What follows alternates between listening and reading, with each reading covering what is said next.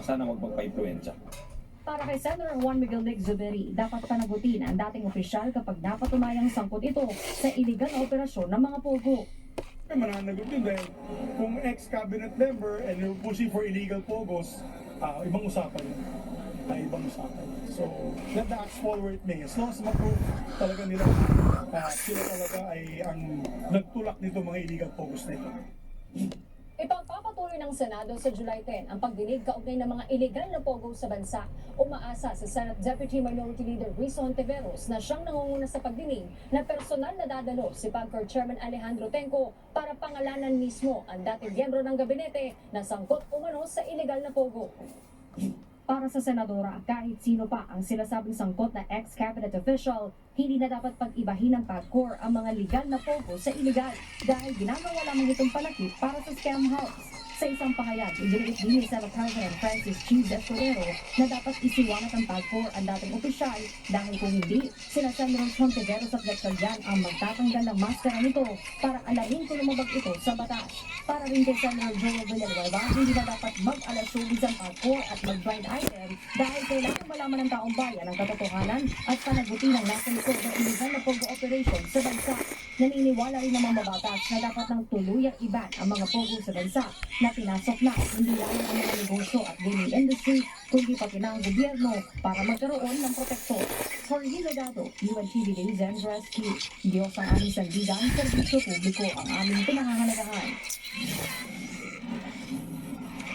Handang ibulgar ni PAGCOR Chairperson and CEO Alejandro Tenco ang umunoy dating cabinet official na sinasabing mag-lobby para mabigyan ng lisensya ang illegal na Philippine Offshore Gaming Operators o POGO. Sa isang panayam, sinabi ni PAGCOR Assistant Vice President for External Communications June Alano na babanggitin at iahayag ito ng opisyal kung magkakaroon ng formal na investigasyon sa issue. Sigurado rin anya sila sa mga impormasyong hawak nila dahil pinuklat nila mabuti ang records para hindi magkamali sa kanilang ilalabas.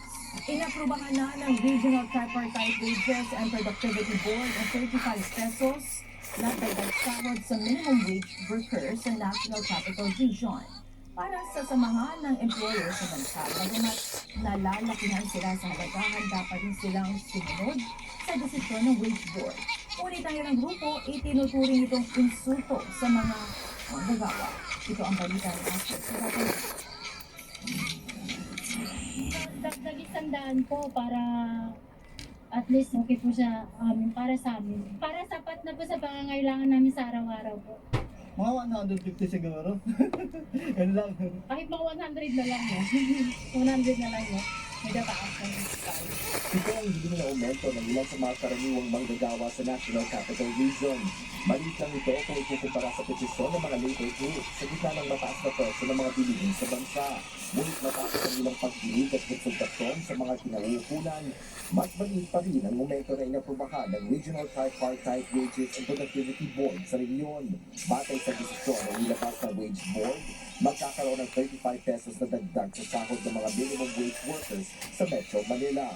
Ibig sabihin, mula 610 pesos ay 645 pesos na ang bagong arawang sweldo ng mga manggagawa sa non-agriculture sector o industriya.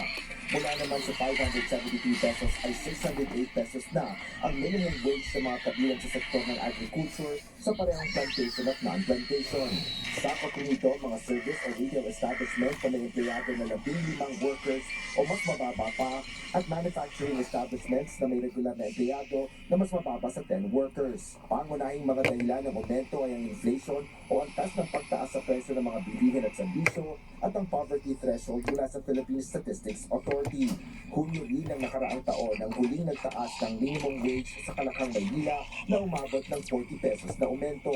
Para sa ilang mga manggagawa sa mga apektadong sektor, bagamat malaki na ang 35 pesos na aumento, ay hindi pa rin sapat ito para tustusan ang kanilang mga pangangailangan. Para po sa akin kulang pa rin lalo na po sa mga bilihin ngayon tumataas halos pati sa supermarket, sa mga palengke. Iba po yung mga presyo ngayon kumpara mo dati. Kaya sa mga bigas po. Siyempre po hindi po sapat sa malo ng mga bilihin ngayon. Hindi nga ako makakabili ng 35 ng 1 kilong bigas eh. Pero kung sa ano, okay na rin ho yun kahit pa paano. Yung 35 pesos, malaking tulong na rin ho yun. Kung peso kasi yung mga bilihin natin, siyempre nataas din. Tapos sana yung susunod na, papasan pa rin nila, ganun. Para maging sapat sa para sa India natin, ganun. Pag sa atin, Ngunit ang 35 pesos na aumento, mahirap na rin para sa ilan sa mga miyembro ng Employers Confederation of the Philippines o ECO. Sa kabila nito, sinabi ni ECO President Tony S. Luis Jr. na basta dumaan sa tamang proseso ay susunod ang kanilang samahan kahit mas mababa ang halaga ng aumento na kanilang inaasahan.